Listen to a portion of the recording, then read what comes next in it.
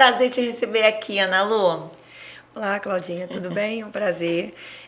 Com muita alegria que eu estou aqui para compartilhar, né, um pouquinho dos meus conhecimentos da psicologia com os internautas ligados aqui ao Cláudia Pod. Explica para os nossos internautas qual é a sua formação.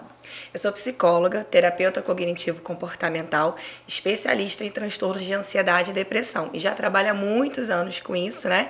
E eu vi ao longo da minha trajetória como psicóloga a necessidade de me especializar em depressão e ansiedade, porque a gente sabe que são as principais doenças, né?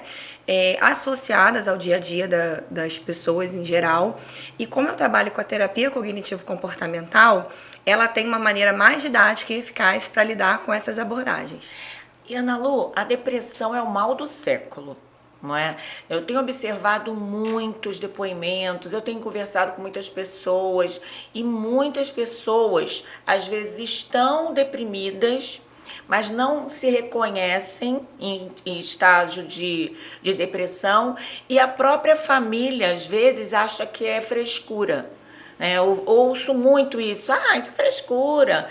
Não é. A depressão é um sintoma real. Sim, a depressão é uma doença, né, diagnosticada, e ela vem de uma associação de fatores. Ela não tem uma causa específica, mas pode vir associada a fatores emocionais, a fatores hormonais, a traumas, a padrões repetidos dentro da nossa infância, estabelecidos quando a gente começou a se desenvolver até os dias de hoje, né?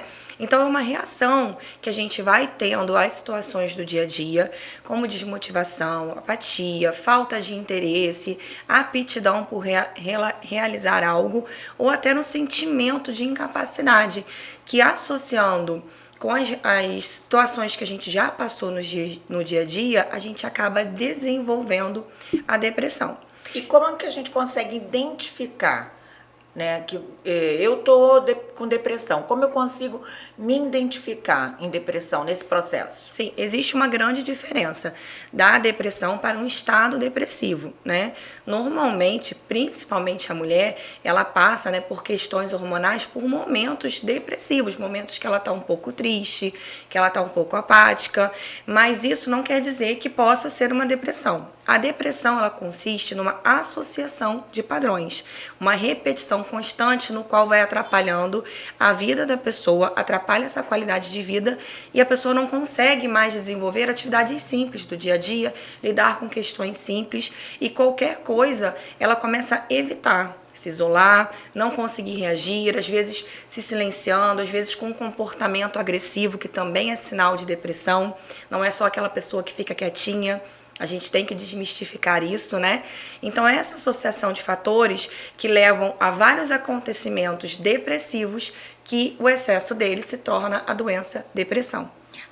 Então a depressão também ela pode vir através de estágios de agressividade. Pode, porque a pessoa acaba não relacionando, não sabendo lidar com as situações do dia a dia. E muitas das vezes, quando a gente está com raiva ou irritado, é uma resposta primitiva ao medo. A gente não consegue lidar com alguma situação e às vezes a gente acaba tendo um comportamento agressivo para quê? Para estancar aquilo, para afastar o outro, né? Para construir um muro.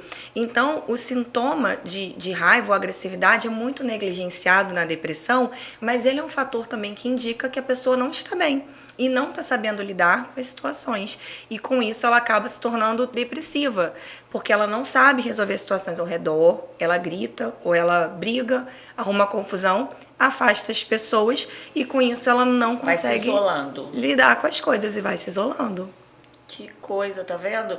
Então não é apenas aquela pessoa que fica trancada dentro do quarto que tá com depressão, tá nesse quadro de depressão.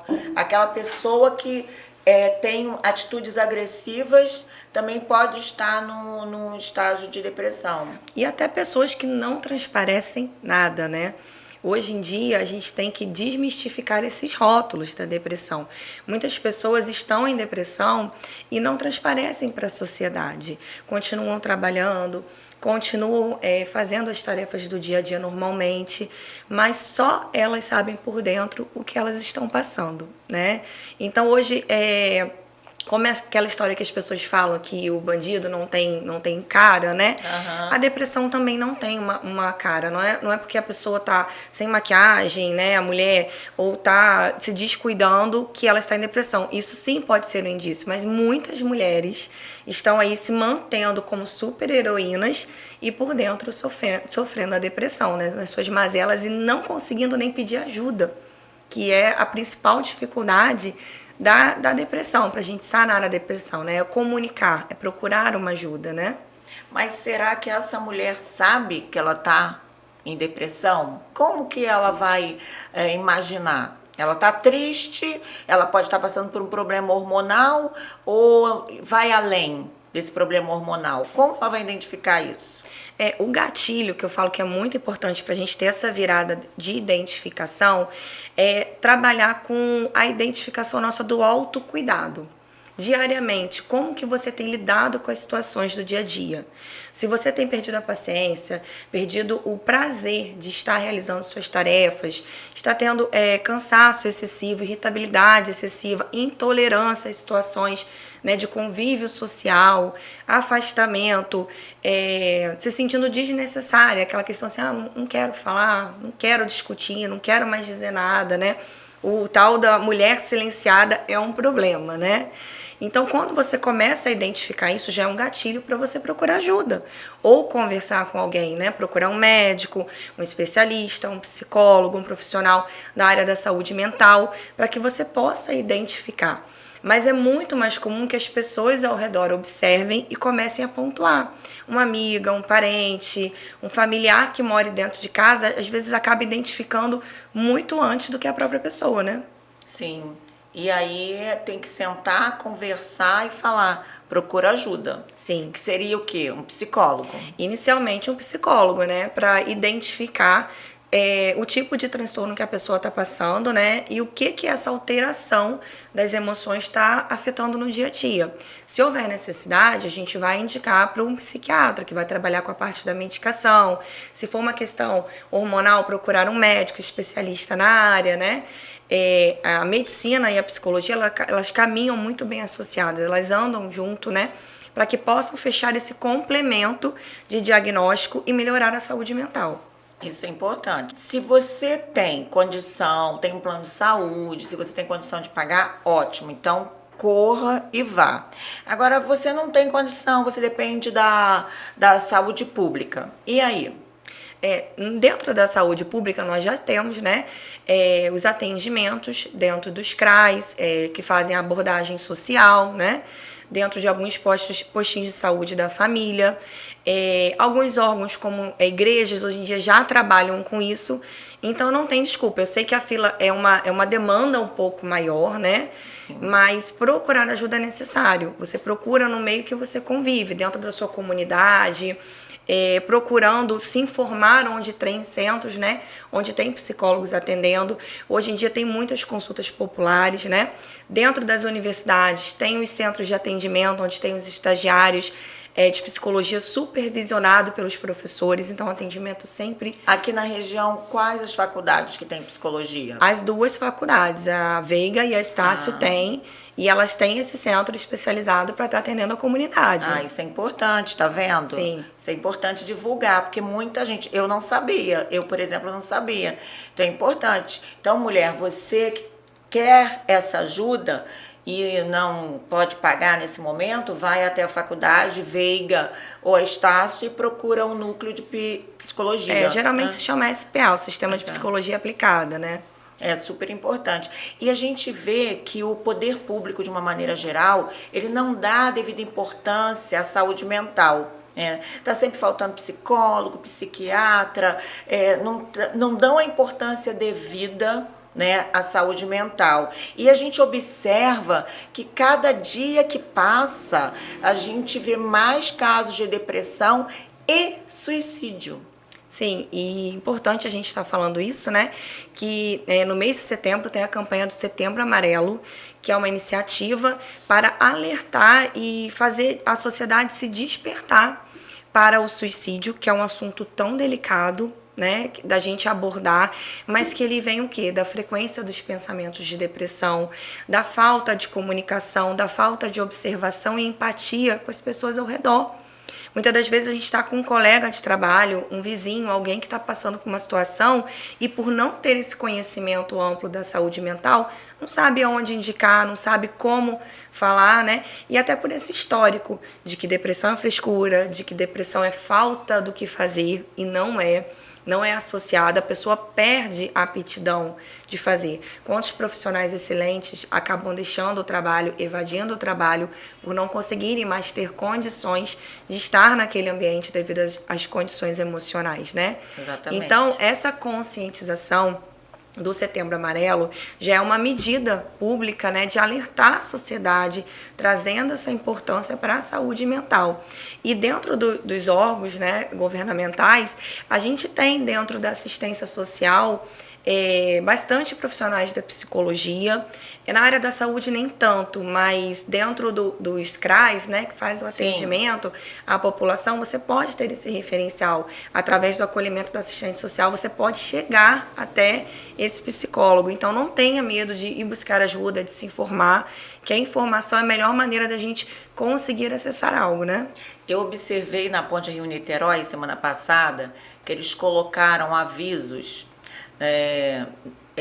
assim, se você precisa de atendimento emocional, ligue, né? O pessoal da Ponte está fazendo essa campanha na Ponte, né? Você não está sozinho, e vai toda aquela mensagem para as pessoas que estão ali. Por conta de tantos problemas que já aconteceram ali, né, Sim. na Ponte. Existe um centro de apoio à vida, né? Se eu não me engano, é 168. Depois a gente confirma para deixar registrado aqui, né? E é um telefone no qual você pode ligar para pedir ajuda. E em Setembro Amarelo, ele foi bastante potencializado nessa campanha de estar trazendo esse número para que a pessoa tenha acesso, às vezes, a uma ligação de telefone no ato ali de desespero, de extrema necessidade, né? E não conseguir falar com ninguém, ela tem uma central para estar ajudando, né? Nós vamos colocar aqui agora para os internautas estarem Isso. vendo, porque é importante. E também acho uma coisa muito importante, quando você vê alguém triste, não fale nada, apenas dê um abraço. Às vezes a pessoa está querendo um abraço naquele momento. Gente, viu alguém triste do seu lado, sabe? Não fica questionando. Só dá um abraço naquela pessoa, fala que você tá ali, sabe? Porque às vezes ela não quer se abrir. Mas aquele abraço vai ser tão importante. Aquele acolhimento. É o acolhimento, a empatia, né? Que a gente fala, quando a gente fala na saúde da mulher, né, na depressão da mulher, que você queria que eu trabalhasse essa pauta aqui, né? A gente fala muito da sororidade feminina. O que é a sororidade feminina? É você acolher outra mulher e ter uma certa empatia. Mas a gente esquece de uma outra terminologia tão importante quanto, que é a dororidade.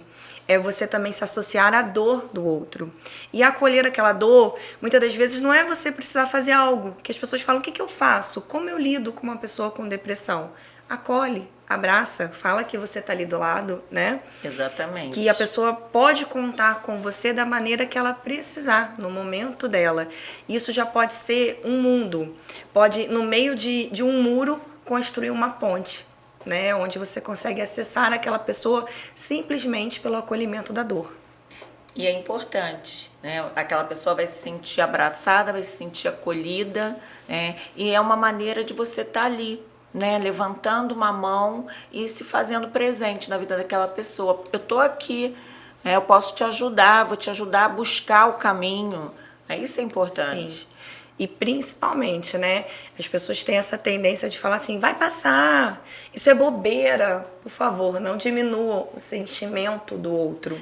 A dor que dói no outro, só ele sabe. Exatamente. O tamanho e a dimensão. Pode ser uma bobeira para você, mas para a pessoa não mas para a pessoa não é. É igual tá chorando, deixa chorar. Sim. É importante aquele momento do choro. Sempre. Sim. Você precisa daquele momento. Para de chorar, que frescura. Não é frescura. E nesse momento eu preciso chorar. E a gente vem de uma geração que foi aprendida a ter força e engolir o choro, né? Que é para a pessoa se mostrar forte, é não mostrar os sentimentos, é não mostrar que está triste. E não é bem assim, né? A gente precisa validar nossas emoções. E dentro das nossas dores, é o local onde a gente tem nossos maiores aprendizados. Eu falo muito que a felicidade, ela traz um conforto para nossa alma, né? A gente se sente feliz com coisas boas, a gente brinda, a gente festeja, a gente agradece a Deus. Mas é dentro da dor e dentro do sofrimento que a gente precisa de uma força maior para sair daquela situação. E aí vem o aprendizado. E dentro do aprendizado, a transformação do ser humano. Então, todo ser humano é transformado através da dor. E a dor, ela tem que ser vivida, compartilhada, assistida, quando muitas das vezes a gente não consegue lidar sozinha, para trazer nossos aprendizados de vida.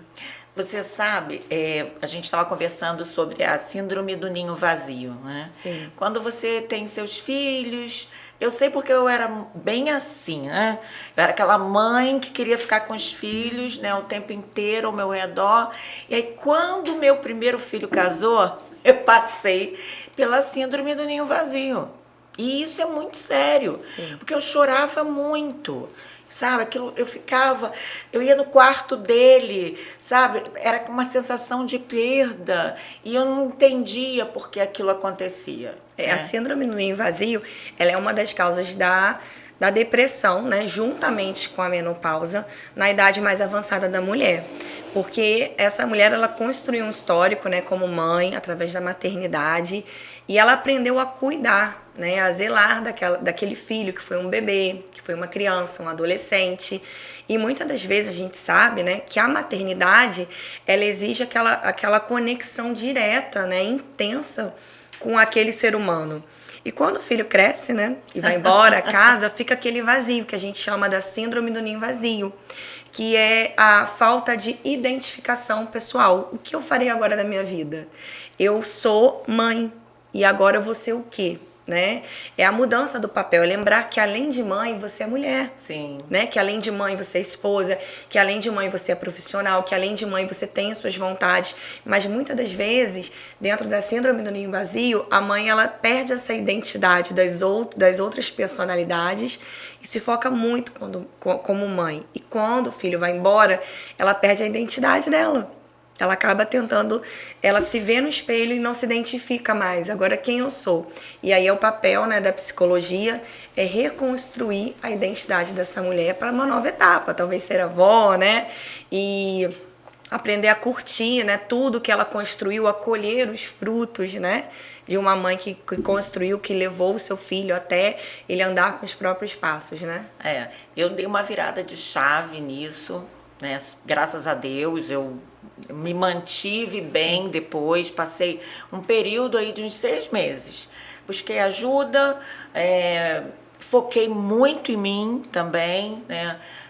Praticando esporte, fazendo outras coisas, mais atividades, mudando de trabalho, assim, me renovei de uma maneira tal que meus filhos até falaram, oi? Se descobrindo, né? Se descobrindo. Uma nova identidade para uma nova fase da vida, né? Mas você sabe que eu aprendi comigo mesma isso. Não só observando as minhas amigas, mas como é importante a gente estar se renovando, a gente estar buscando coisas novas, né? Conhecer lugares diferentes, fazer novos cursos, ter amigos, ter um momento para a gente praticar exercício, praticar esporte, se sentir linda, né? Namorar, viver bem consigo mesma. Como isso é importante, Ana Lu? Isso aí é a ferramenta do autocuidado, né? E que ela vem associada do autoconhecimento. Você não consegue ter autocuidado se você não tiver o autoconhecimento. É o que eu gosto de fazer, né? Quais são minhas preferências? E se for tão difícil identificá-las, começar pelo básico, o que eu não gosto para minha vida, o que eu não gosto de fazer. Aprendendo a limitar, né, os nossos gostos e os nossos desgostos, a gente acaba norteando mais fácil o nosso autocuidado. A gente sabe como selecionar situações, pessoas, ambientes.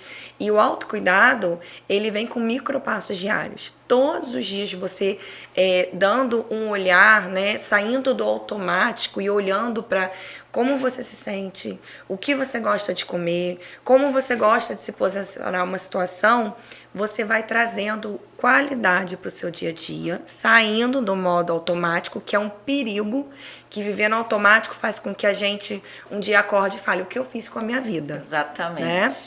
E aí, com esses passos de autocuidado dentro do dia a dia, com total consciência dos seus desejos, do seu conhecimento, você constrói uma qualidade de vida melhor. Eu gosto muito de me desafiar, de vencer os meus medos. Eu gosto muito. Às vezes, assim, um exemplo, uma montanha-russa. Eu sei que eu vou, meu coração vai disparar, que a minha perna vai tremer, mas eu entro no carrinho e vou.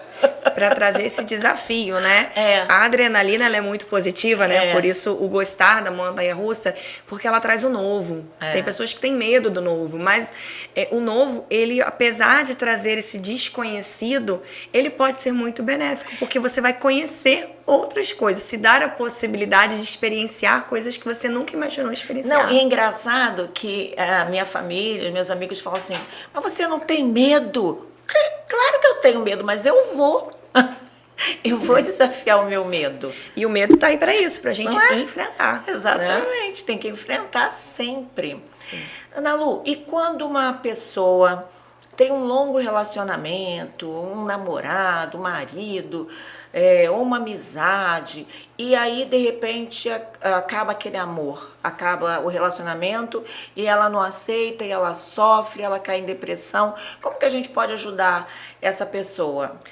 Principalmente as mulheres. Nós mulheres somos mais emotivas. Então quando o relacionamento acaba, a gente acaba sofrendo muito. Né? Justamente por idealizar toda uma vida, vou viver a vida inteira com aquela pessoa, o nosso namoro é perfeito, vou casar.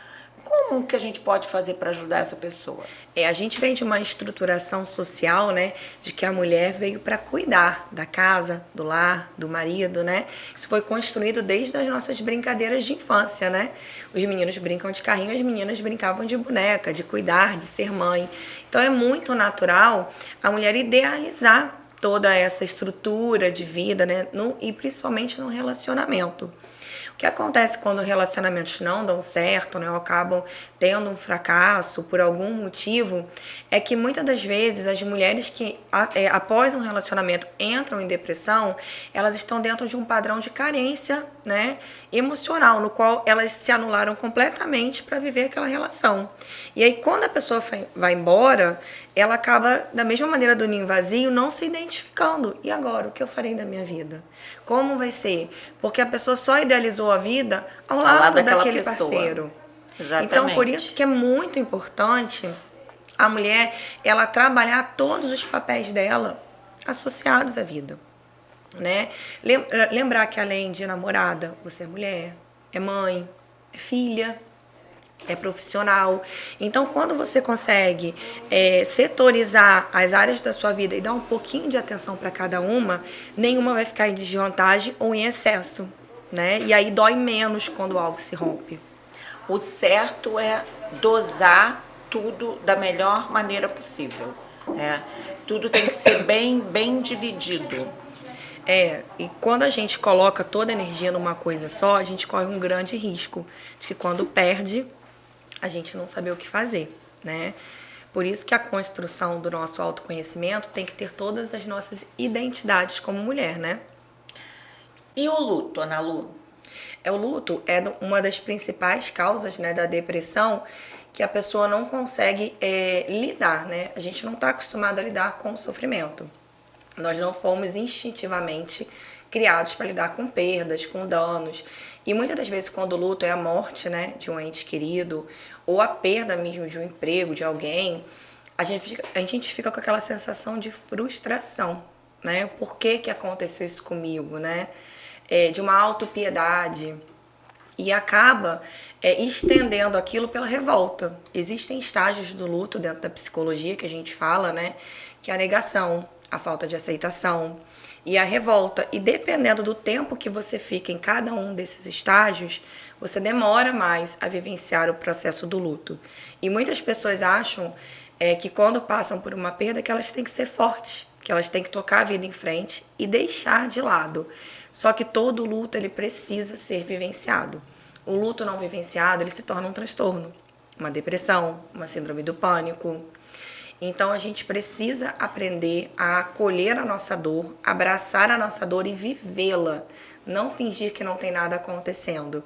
Porque esse estigma de fortaleza é fingir que não tem nada acontecendo já caiu por terra há muito tempo. Exatamente. A gente tem que abraçar nossas emoções, as nossas dores e entender que a vida é sim feita de momentos bons e ruins.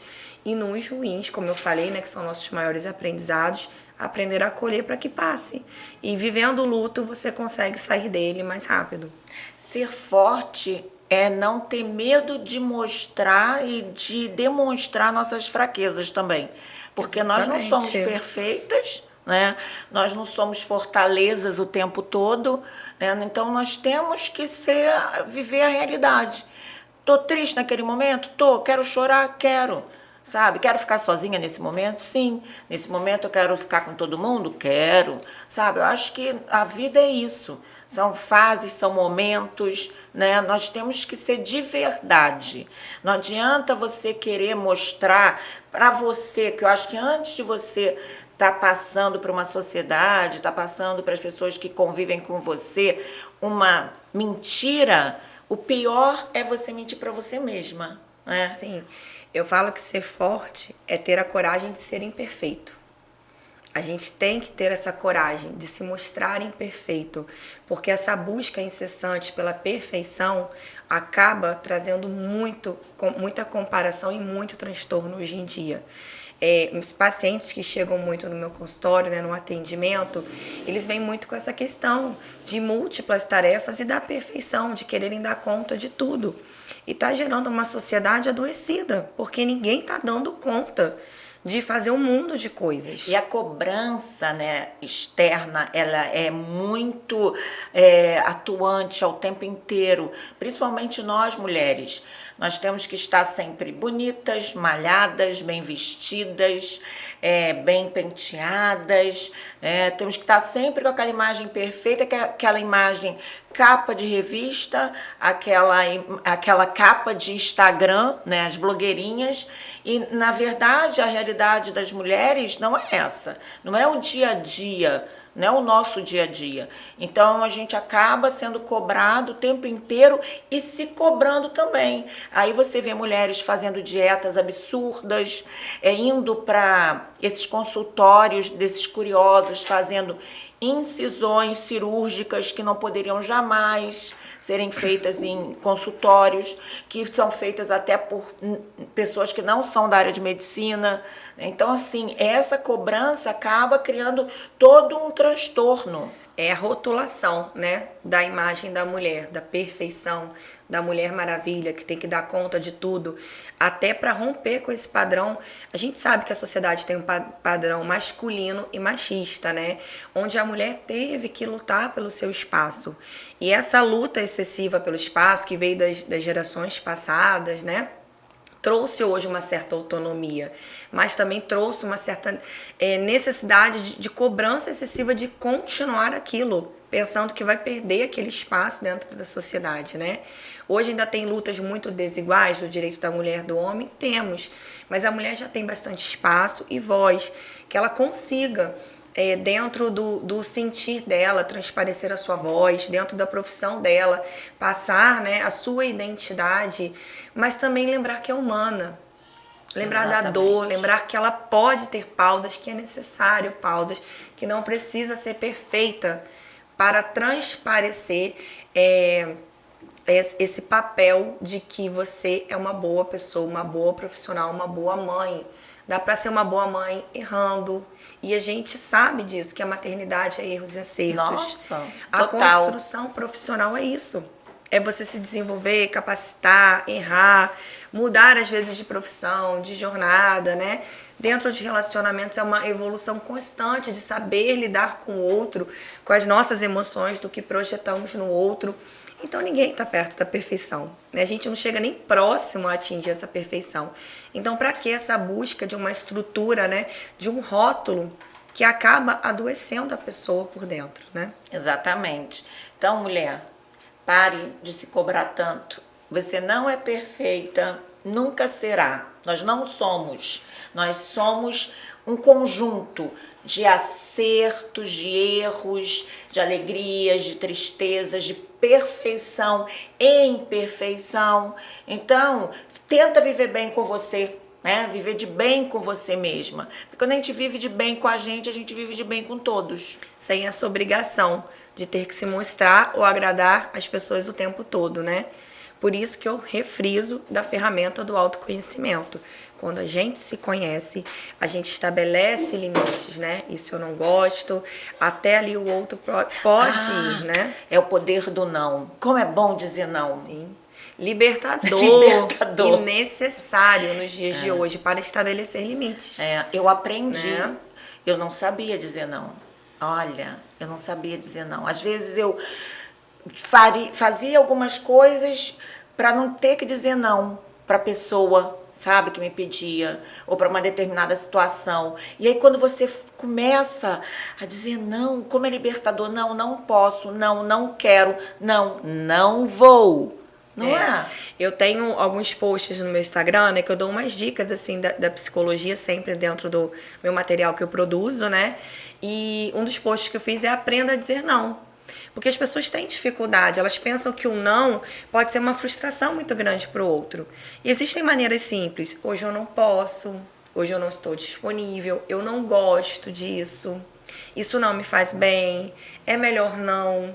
Em outro momento, agora não é o momento adequado. São formas mais sutis para a gente aprender a construção do não.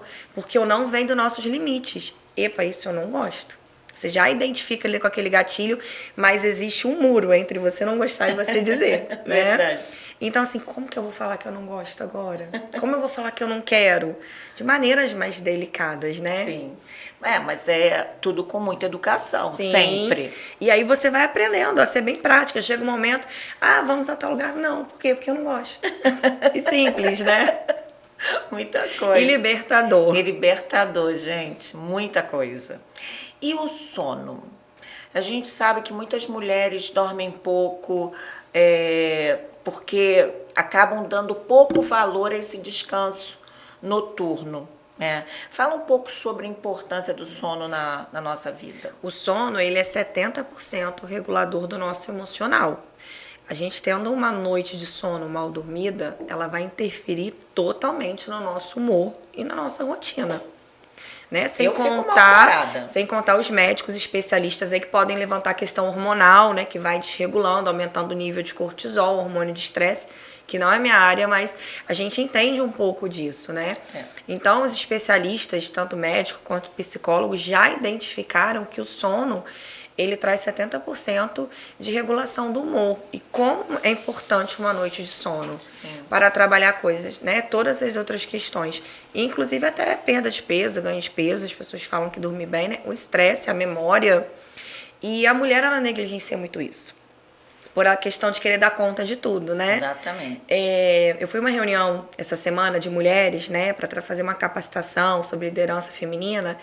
E lá estava se levantando essas questões de que algumas mulheres falam, não, mas eu estou me capacitando, eu estou fazendo um curso e meu marido está me ajudando. Ele está me ajudando a dar conta, ele fica com as crianças para mim. E aí quando eu chego em casa, eu só faço a janta, eu ponho as crianças para dormir, eu organizo tudo, ponho roupa para lavar e depois eu vou dormir. Isso não é ajudar, gente. Isso não é cooperação, né? A gente tem essa tendência de achar que dá conta de tudo que é normal. Após um dia cansativo de expediente, você ainda fazer 1000 coisas. Mas aí pode falar assim, mas Ana Lu, eu preciso fazer isso. Eu sei que muitas mulheres precisam, mas a gente precisa selecionar nossas prioridades. Não dá para precisar fazer tudo e ter urgência de tudo. Alguma coisa tem que ser deixada de lado para priorizar o sono, que é o nosso maior regulador de várias questões da nossa vida. E as tarefas de casa podem ser divididas. Sim. Porque tanto o homem trabalha fora quanto a mulher trabalha fora. A carga da mulher é muito maior, sim, a gente sabe que é. Porque a gente cuida das crianças, né? A mãe é mais mãe, tá mais presente. Isso aí é em toda casa, todo lugar. Mas as tarefas, a louça, a roupa, essas coisas, arrumar uma casa, uma cama, isso, maridão, você pode dividir. Pode dividir com a mulher, né? Então, E você a mulher trabalha, ela pode trabalha. cobrar isso, né? Exatamente, tem que cobrar. E quando eu falo cobrança, não precisa ser uma briga, uma discussão no lar, Não. mas um posicionamento. Fala com carinho, Né? Maridinho, me Eu ajuda preciso aqui. da sua cooperação, né? Exatamente. Eu preciso que você me ajude, porque eu tô muito cansada, né? Porque antigamente a mulher ficava só em casa. Hoje em dia ela já disputa o mesmo mercado de trabalho que o homem. E até a mulher que fica só em casa, é exaustivo aquele trabalho 24 horas, porque ela não tira pausa, né? Exatamente. No trabalho você vai para casa e dorme. E aquela mulher que tá cuidando do lar é 24 horas. Ela não tira assim, agora eu parei o serviço de dona de casa e vou parar por aqui. Não acontece isso, Não né? acontece. E até um serviço mais intenso, né? Trabalha o tempo inteiro. O tempo inteiro. É verdade. Então a gente não pode negligenciar isso. Ah, porque não tá trabalhando fora que não é importante. Todo o trabalho onde você dedica tempo e atenção é importante e deve ter cooperação. Exatamente. Dentro do nosso trabalho a gente não faz nada sozinho, né? Não tem como. Então por que dentro de casa a gente não vai pedir isso de alguma forma, né? Sempre. É.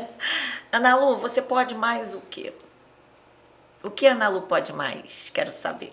Ana Lu, eu acho que a Ana Lu pode mais crescer, se desenvolver, evoluir e buscar sempre ser sua melhor versão. Não só a Ana Lu, mas todas as mulheres. Que eu acho que é o desejo de cada uma de nós, sermos nossa melhor versão. E é o que eu busco continuamente dentro da minha profissão e trazer o meu conteúdo, né, tudo que eu estudo, tudo que eu me capacito, compartilhar para as outras pessoas, é deixar um pedacinho de mim nos outros. Isso me faz ser única, apesar de ser coletiva, né? Você é única. Obrigada, Ana Lu, por você ter vindo. Apareça sempre, viu? Esse espaço aqui está aberto para você. Obrigada pelo convite, obrigada a todos vocês. Podem deixar as perguntas de vocês que eu vou respondendo, né? Dando um jeitinho de trazer as respostas aqui para a Cláudia. Então, todo mundo que tiver alguma dúvida sobre essa temática tão importante que é a depressão na mulher, pode estar mandando as perguntas de vocês, tá bom? E obrigada, foi um prazer estar aqui. Ai, foi ótimo, amei. Poder compartilhar um pouquinho do meu conhecimento. Amei.